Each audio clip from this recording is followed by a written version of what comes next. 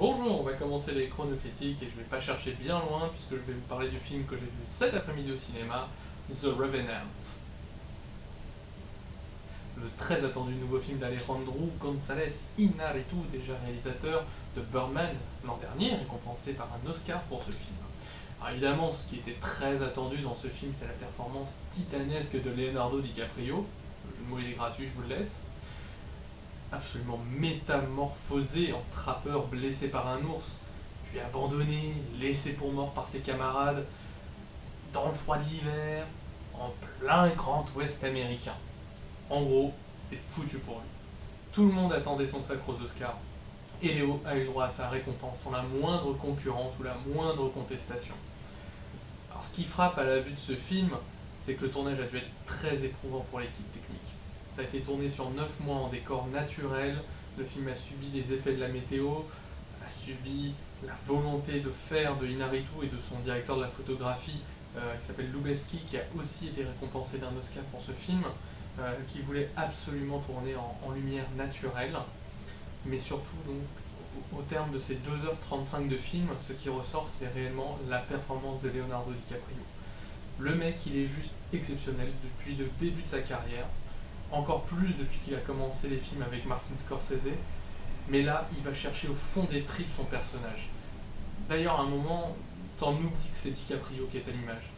Tu vois juste un mec qui survit, qui est un survivant. Il sort de sa notoriété de Leonardo DiCaprio et il devient Hugh Glass, c'est le nom de son personnage.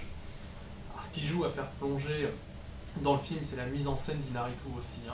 Il a une façon d'enchaîner des plans séquences assez longs avec un déplacement de caméra, c'est quand même assez fou.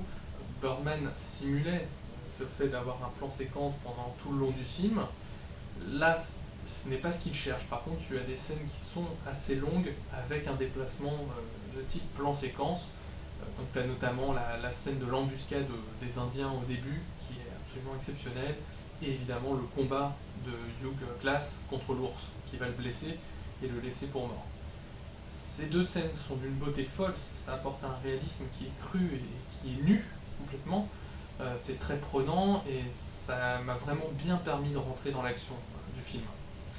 Alors, on a parlé de Leonardo DiCaprio qui est un acteur exceptionnel dans ce film, mais n'oublions pas son compagnon, son homologue dans le film, qui est joué par le génial Tom Hardy, qui a joué dans énormément de films. D'ailleurs, ils ont déjà joué ensemble dans Inception.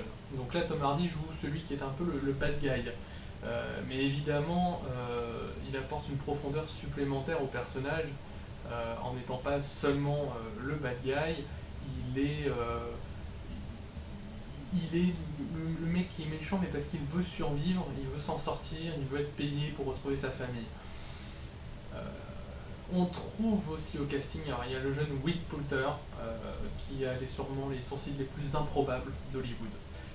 Alors voilà, pour conclure, ce film restera comme celui du triomphe annoncé et très attendu de Leonardo DiCaprio, mais ce film c'est un peu plus que ça, c'est une histoire de survie et de vengeance, c'est une histoire qui est dure, qui est servie par une mise en scène de très haute volée et qui reprend un peu toute la mythologie nord-américaine euh, bien présente avec notamment donc, les Indiens qui combattent les Américains blancs qui étaient venus conquérir ce Grand Ouest. Donc préparez vos manteaux. Pour The Revenant, c'est un 17 sur 20. Voilà, j'en suis très content d'avoir vu ce film.